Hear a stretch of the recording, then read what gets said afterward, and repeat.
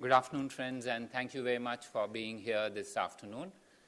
As is the usual process, I have an announcement to make, and then I have here with me Joint Secretary Gulf, Mr. Mridul Kumar, who will speak on the forthcoming visit of the Prime Minister of Kuwait. Subsequent to that, he will be willing to answer any questions that you may like to ask on the forthcoming visit. And then the floor will be open for any other questions that you may want to ask on anything else. Also, as you know, the ground rules very clearly, but let me repeat. Each of you can choose your question very carefully because one question per person, and I see that there are a large number of you, and I won't be able to answer all the one questions. So the question of giving a second chance to anyone doesn't arise. With those opening remarks, let me make the announcement that I have, and that is the 12th meeting of the foreign ministers of Russia, India, and China will be held in New Delhi on the 10th of this month.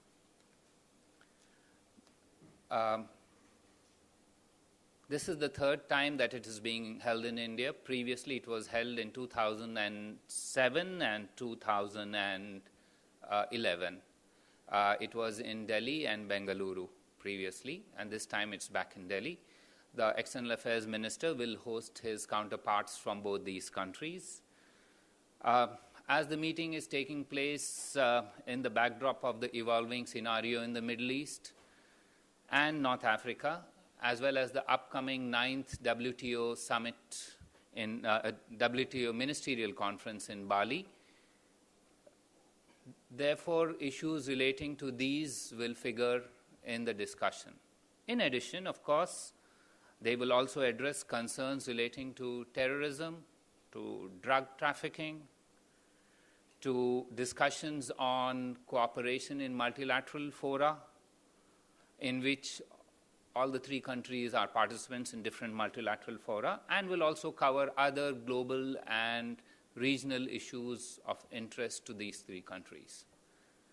The External Affairs Minister will separately meet each of the Russian and the Chinese foreign ministers bilaterally also for areas relating to bilateral interests of India and each of those countries.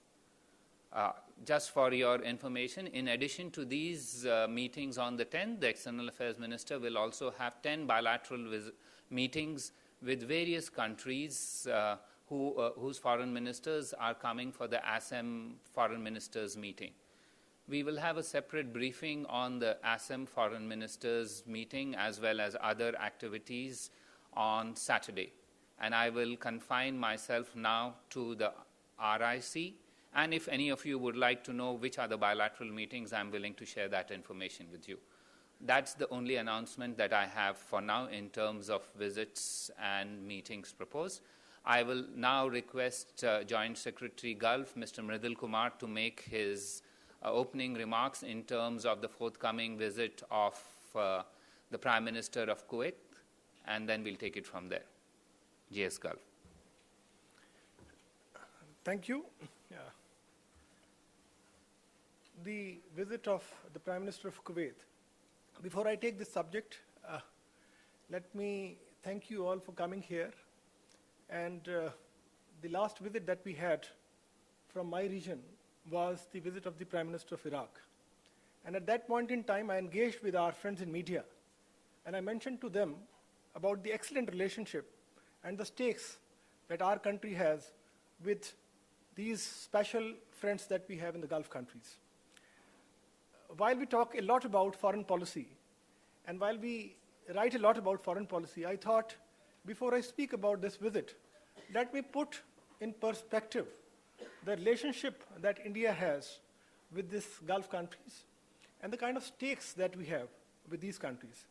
And I'm going to put across to you, for your kind information and consideration, and possibly some writing tomorrow, some hard facts.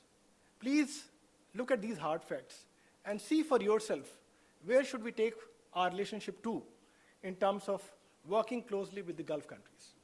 Now, the first and the most important aspect of our relationship with Gulf countries is the presence of over 7 million people of Indian uh, Indians and the Gulf. And these people are the great human resources that we have provided to the resource deficit countries there. They are our ambassadors there, and also they provide us huge remittances. Out of the World Bank's report of 70 billion remittances annually that we received last year, over $30 billion came from the 6 rich GCC countries. Another fact I would like to present to you, we are not only talking about human resources that we have provided to these countries, but a very simple fact. For example, in Dubai, we have got 12 Indian billionaires sitting now. So you can imagine the kind of riches we have earned out of working with Gulf countries. The second, again, very important aspect of our relationship is the extraordinary bilateral trade that we have with them. I don't know, many of you might not even know that in the last 5 years, out of the last 5 years, 4 years, UAE has been our largest trading partner. This year, our figures reached, and I'm talking about trade in goods, this year our figures reached $74.7 billion. And I'm very happy to say that this is the most beautifully balanced trade, $38 billion to $36 billion. You tell me a single relationship India has with any country in the world where you have got such beautiful balance of trade relationship. The third very important aspect, again, this is another huge pillar of our relationship with Gulf countries, and I think you must be always aware of it when you speak about this relationship. From the Gulf countries, we source almost 60%, actually over 60% of our oil needs. Out of the first 5 largest exporters of oil to India, we have got 4 in Gulf countries. The largest LNG supplier is in Gulf country for us. So you can again look at, and I'm not talking about purchase of diamond, I'm talking about purchase of a commodity without which you have no escape. Your machinery will stop. So again, this aspect of our relationship is extremely, extremely important. And the fourth important pillar that we have to be bearing in mind always when we look at our relationship with GCC countries is that if you look at across the world, this is practically the only region left which has got huge investable surplus. Now, what it means for a country like me? For me, I, at the current state of affairs, require huge investments in my infrastructure for the benefit of our people. And obviously, the money will come from people who have got investable surpluses. I'll give you an example. UAE has one of the largest sovereign wealth funds, over $750 billion. This is the Abu Dhabi Investment Authority. The Dubai Investment Authority also has similar kind of fund, almost $500 billion. You look at Saudi Arabia, figures are not there officially with us, but we are given to understand that almost $500 billion are sitting there, waiting to be invested in countries like us, where there are huge returns to those investments. You are looking at, again, Kuwait, $350 billion of sovereign wealth fund, and which is increasing by $25 billion every year because Kuwaitis, they are very clever people. They have decided that for future generations, 5% of the oil revenue will be put into a special fund, which is called Fund for Future Generations, which is roughly translating into $25 billion. Now, why I'm giving you all these figures? I'm giving you all these figures because we from the ministry are very conscious that we have to not only increase our engagement with the Gulf countries, but we have to take it to a level where it doesn't remain a buyer-seller engagement. It is a much more comprehensive engagement, and I think it is in our mutual benefit that we look at this relationship in this aspect. Now let me come back to the main point of agenda, that is the visit of Kuwaiti Prime Minister. Obviously, with Kuwait, we have got excellent relationship. It's millennia-old relationship. Indian rupees were the official tender as early as 1961 in Kuwait. So you can imagine the kind of relationship we had with Kuwait. The Kuwaitis have been very keen to establish and continue with the excellent relationship that is there for a long time. We had, in 2006, the historic visit of the Amir of Kuwait, and I was the Deputy Chief of Protocol at that point in time. This was after a long period that the Amir came, and in fact, as soon as he became Amir in 2006, he decided that I should go to India. And for the first time ever, I traveled with him to Bombay. I generally never traveled outside Delhi for those visits, but for the first time I traveled because we realized that for India, a country like Kuwait will have a huge benefit in terms of not only our energy security, but also the well-being of our people there. Now, this particular visit, in fact, after that, we had in 2009, our vice president going there, and again, this was a path-breaking visit. These two visits, in fact, charted the roadmap of our relationship in the coming century. Now, this particular visit is a very special visit for us because we realized, to our surprise, that the last visit of a Kuwaiti prime minister was long back, 49 years ago. The reason was simple. At that point in time, there was only one post, two posts handled by one person. The Crown Prince was also the Prime Minister for Kuwait. In 2003, they decided that they will bifurcate this post, and since then, we never had a visit of the Prime Minister. So we said that Amir has been visiting us, and I think it is very important that as a democracy, and also with looking at Kuwait, which is the only functioning constitutional monarchy with an established parliament, that we should have the visit of their prime minister also. So this visit is an extremely important visit for us, obviously in terms of the outline parameters that I have given you earlier. Kuwait for us is a major supplier of our energy needs. Almost 10% of our petrol imports are sourced from Kuwait. Our bilateral trade has been booming, in fact. In the last 3 years, we have seen bilateral trade doubling. We had almost $17 billion of bilateral trade with Kuwait. India has been one of the most important trading partners with Kuwait, definitely among the first 10. If you look at other aspects of our relationship, these are all on the upswing. And the reason that we have this visit is to ensure that these aspects of our relationship are taken into account. We solidify them further. As we charted out in our last visit when we brought in the Prime Minister of Iraq, we thought as a ministry that we will move our relationship from a buyer-seller relationship to a more strategic relationship. And now what we are doing, we are telling our Kuwaiti friends that let's not only buy oil, which is very good, in any case we require it, and you are obliged to sell it to us because we are the largest market for you.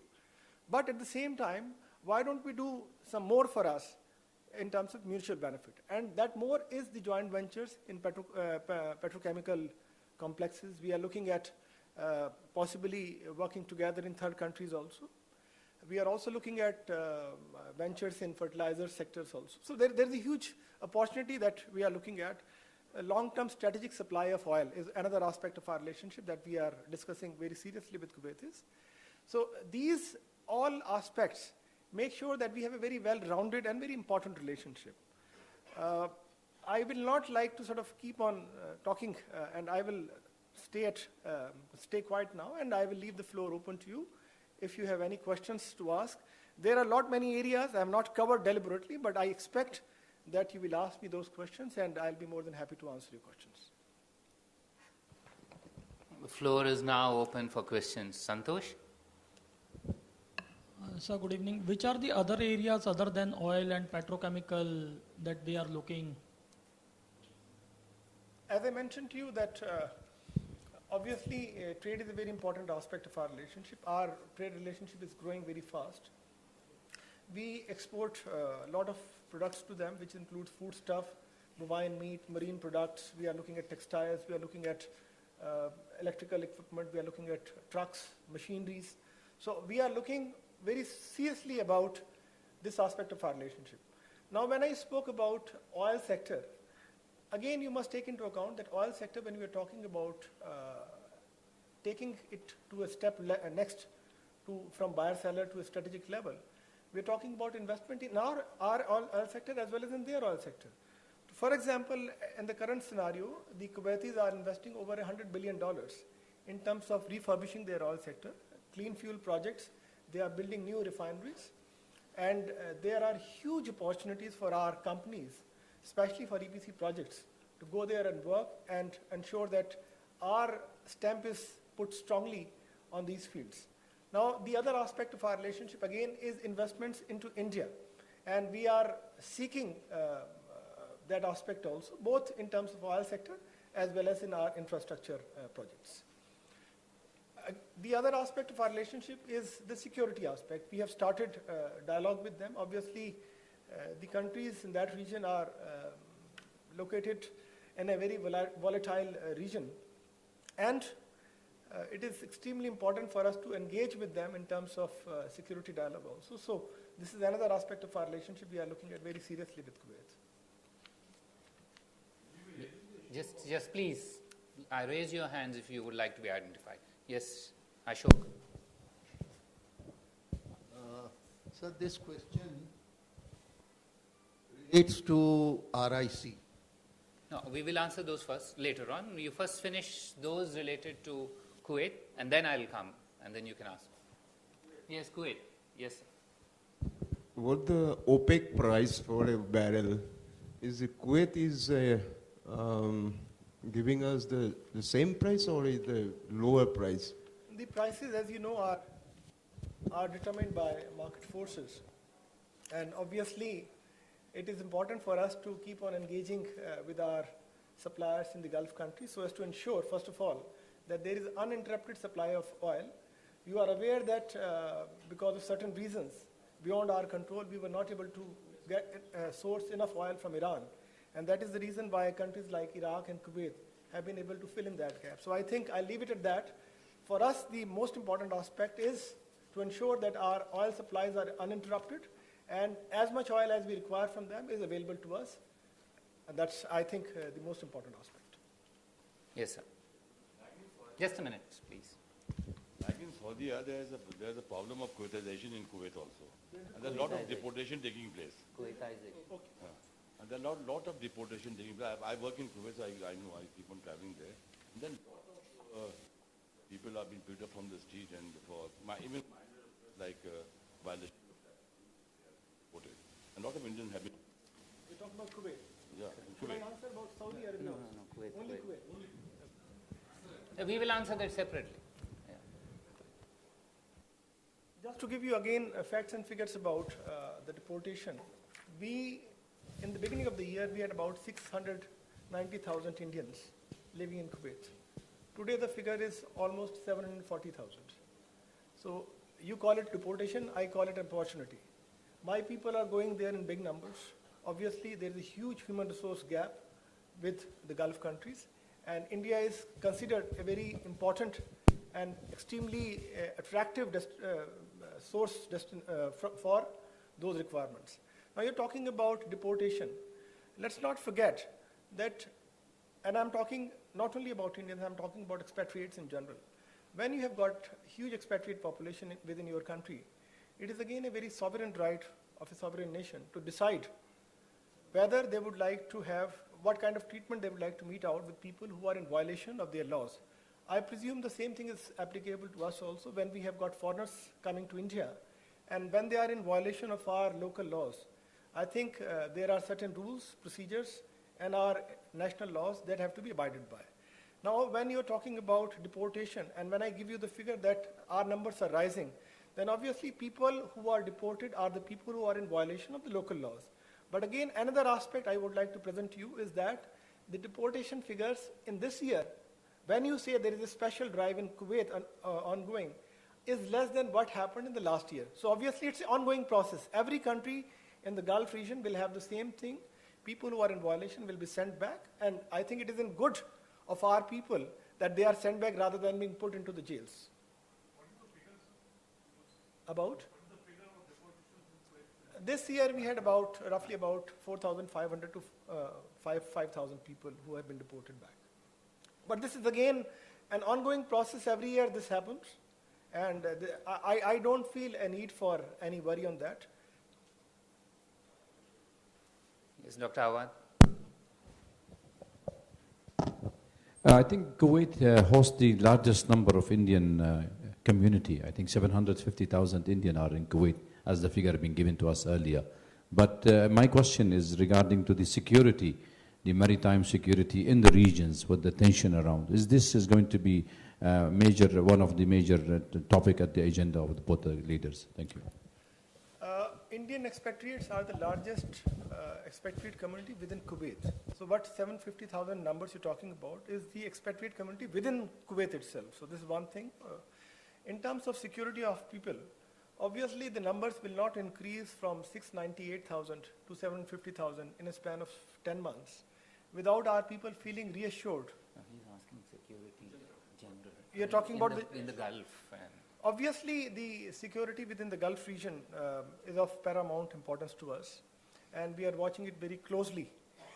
We have been in touch with the Kuwaiti authorities on that, and as I mentioned to you, that security dialogue is again one aspect of our relationship that is being on the upswing, and obviously there will be discussions between the two prime ministers on this aspect. anyone else on Kuwait? Okay, I think there were some who wanted on Saudi Arabia. Yes. Want an update on what's, Huh? we want an update on what's happening in Saudi now, the Takat. Yeah, well, I mean, okay, let me try and tell and then he will add to that. Since the program began, our view has been that this is a program which is internal to Saudi Arabia, so therefore it is the view of the sovereign government of Saudi Arabia to reorganize the labor market as it deems fit. However, our view has always been that there will be adverse effects in terms of humans involved. And we have always been in touch with the Saudi government to try and ameliorate the human dimensions of this program. And it is in response to us and several other countries previously that the Saudi government had extended the deadline twice. Now that the deadline has ended on November 3rd, we had used the time available for us from the first announcement of this program till the end of the deadline very effectively. Our mission in Riyadh as well as consulate in Jeddah had launched a major campaign to sensitize Indian nationals of the need to regularize their stay in Saudi Arabia. Now, it has been one of the untold success stories of our efforts there that a very large proportion of Indians who had to change either their status or to change their sponsors have done so. This is in excess of 1 million. Approximately 1.4 million Indians had used the opportunity to adjust their status in Saudi Arabia. In addition, approximately about 130,000 decided to return to India. Now, with this, much of the issues impacting on the Indian community in Saudi Arabia are in hand. And this is because there was a very major campaign launched with community organizations, with Indian schools. There are 10 Indian schools there with 50,000 Indian children studying in those schools. The parents of those children were involved in this campaign. Social media was used. Linguistic support was provided by several Indian organizations there from various parts of the country. There were volunteers, 600 of them, who worked for over 5 to 6 months.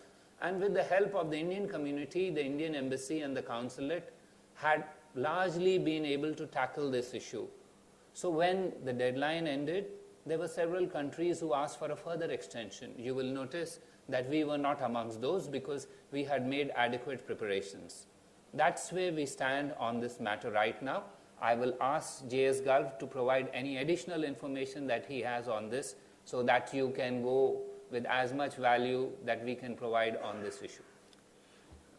One important aspect I thought I should share with you is that when this issue came about, and in fact it is not a new issue, there has been ongoing Saudi policy in terms of nitakat, where they were looking at, in the aftermath of Arab Spring, to provide job opportunities in the private sector to their educated, qualified youth. So obviously they had put some quota on that, and there were some reasons why some of our expatriate community was getting affected out of it.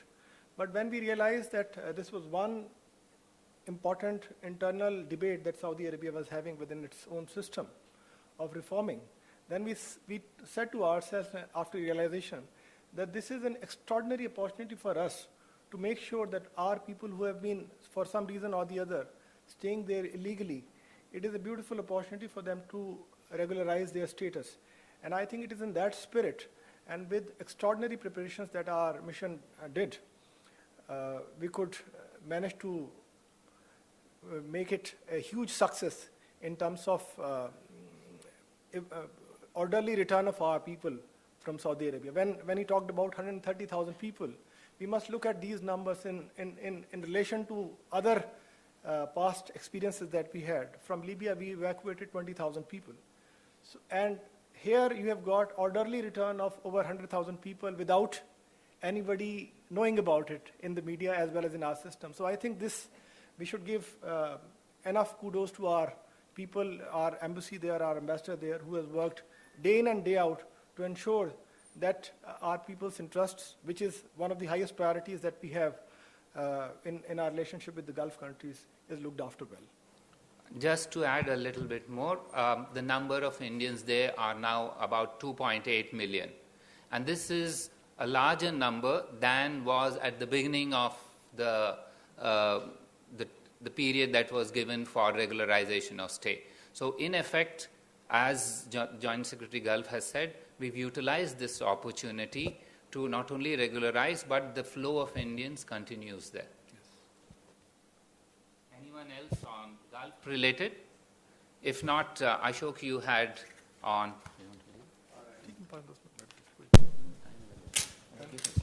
Okay, Ashok.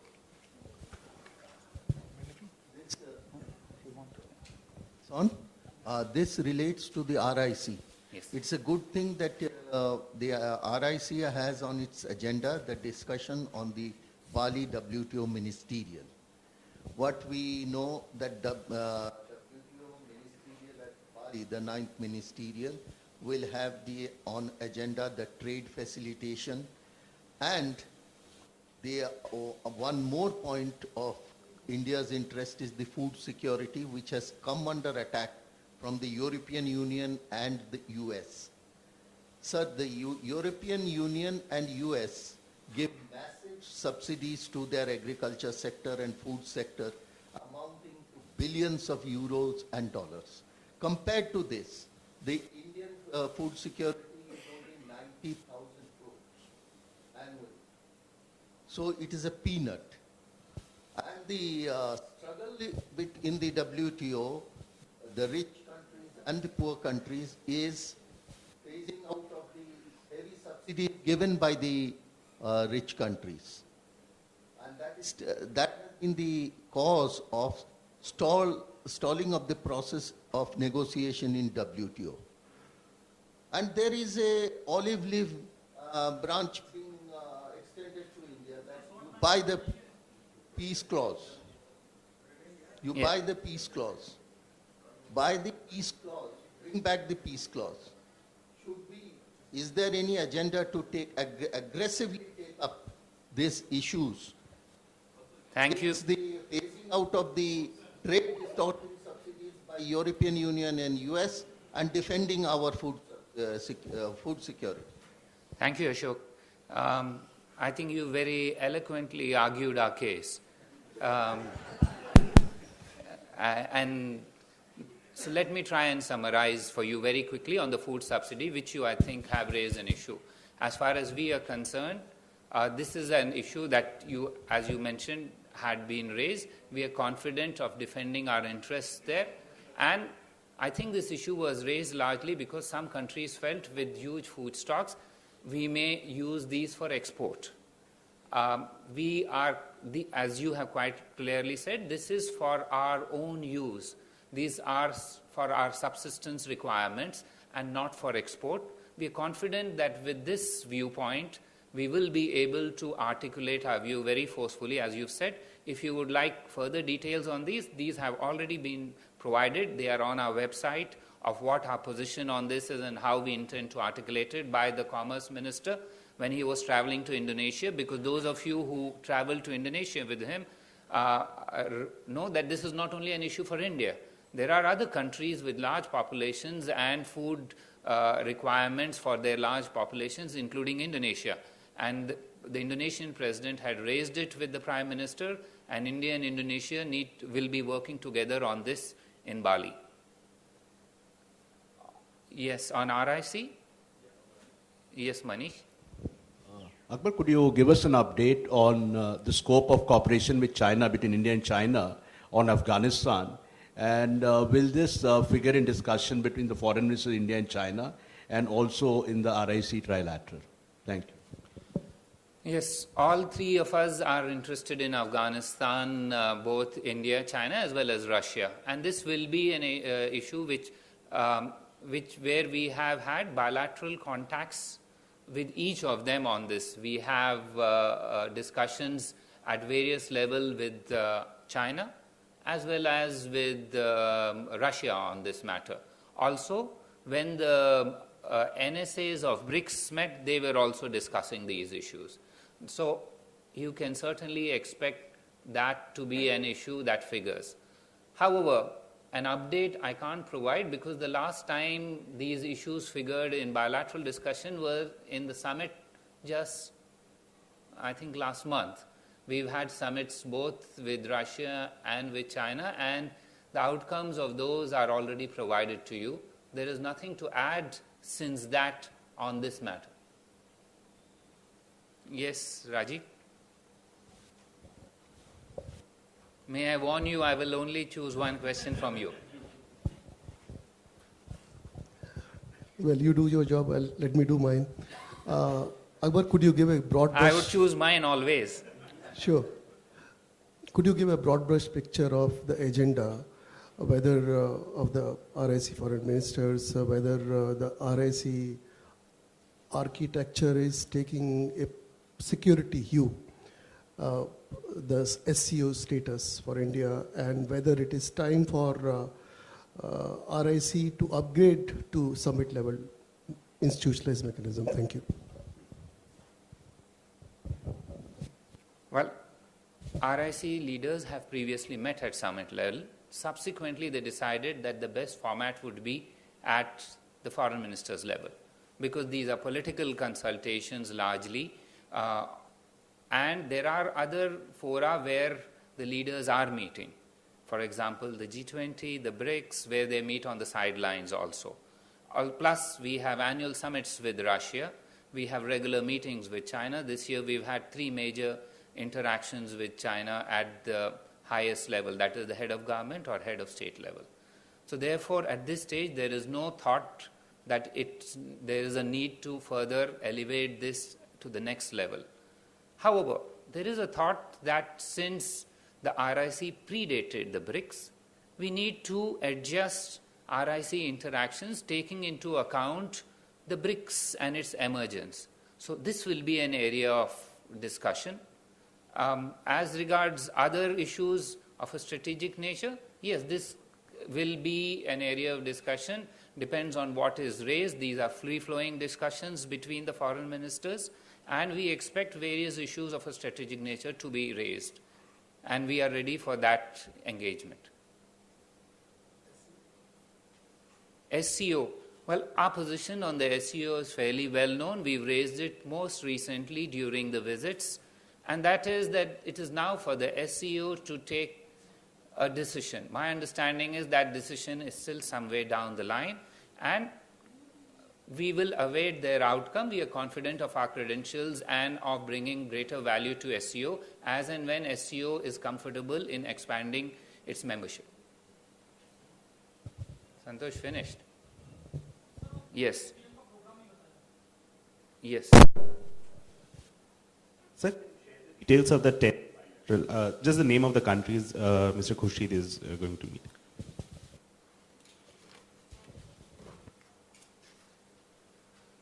Yeah, sure, I will. What we will do is, we will put it out, I think, rather than me reading out all, but here it is. Well, on the 10th, this is only for the 10th. There is a work in progress in terms of 11th and 12th. So those foreign ministers who are coming in advance on the 10th or 9th night, these are the meetings that are likely to take place with the External Affairs Minister. These are going to be at Hyderabad House.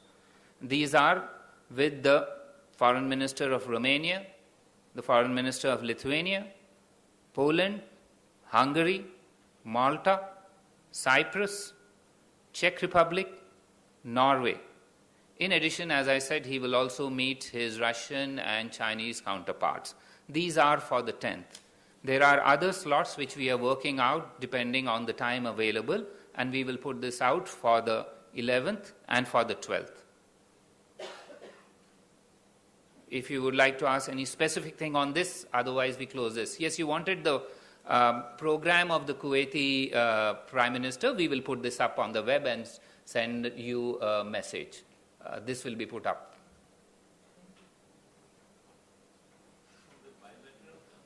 Pardon? Yeah, just on the ASEM bilateral, sure, since.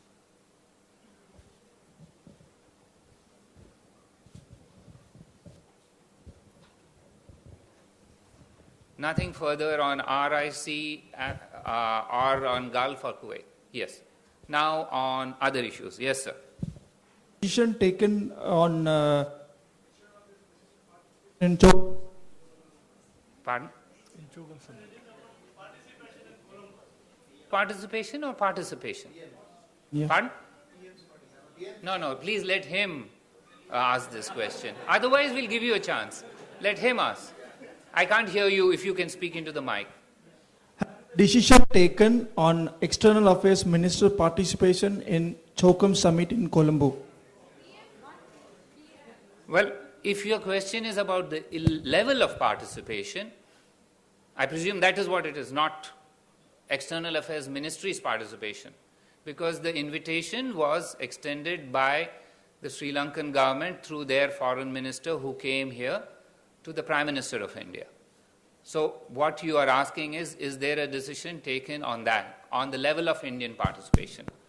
When I last met you, I did indicate to you and confirm that a process is underway.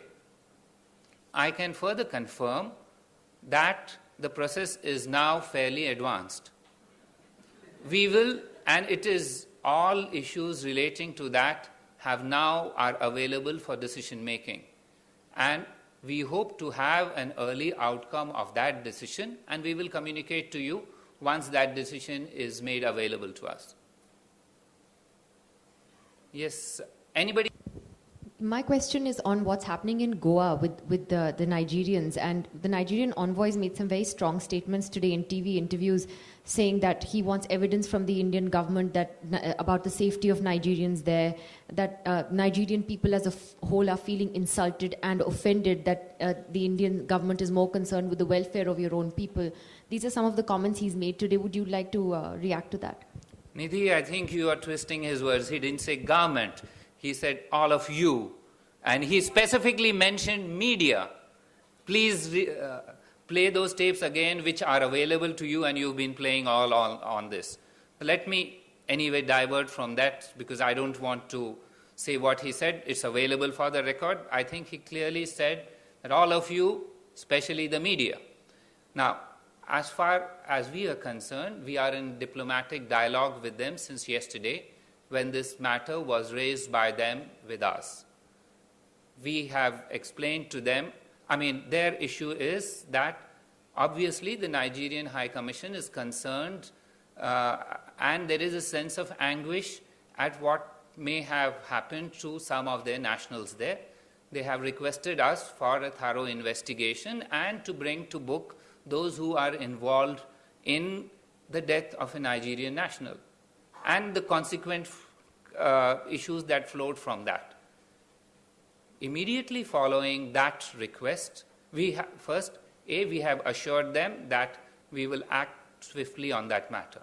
Immediately following that discussion with the Nigerian High Commission, the Ministry of External Affairs got in touch with the Chief Secretary of Goa, who assured us that they are extremely keen to get to the bottom of this, because they see this as an irritant and disturbance in terms of law and order there.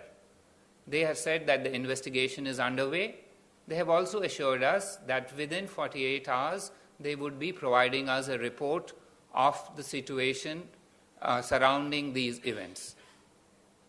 Following that discussion with the Chief Secretary of Goa, our acting High Commissioner in Abuja had gone over to the Foreign Office in Abuja and explained to the Nigerian Foreign Ministry the situation as we see it.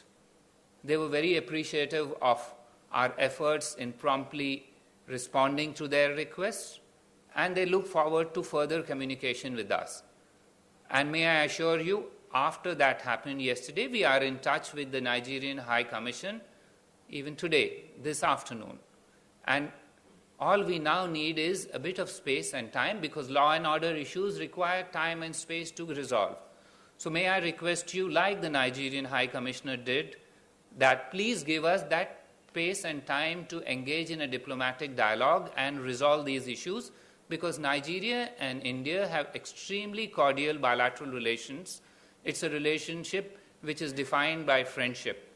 And we hope to resolve these issues in that manner of friendship and understanding.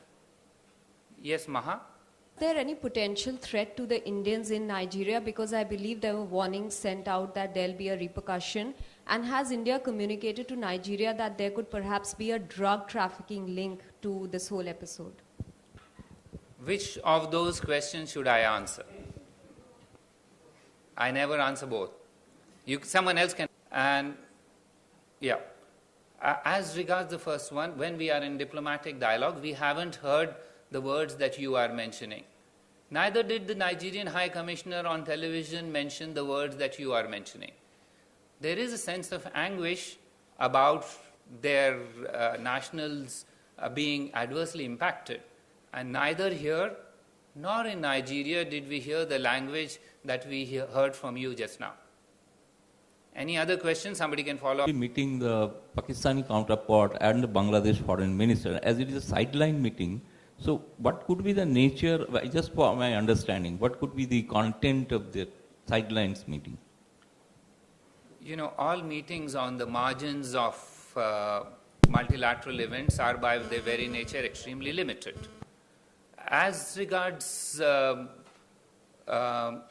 Pakistan and Bangladesh, the issues are self-evident. With Pakistan, they flow from the meeting of Prime Minister with Prime Minister Nawaz Sharif.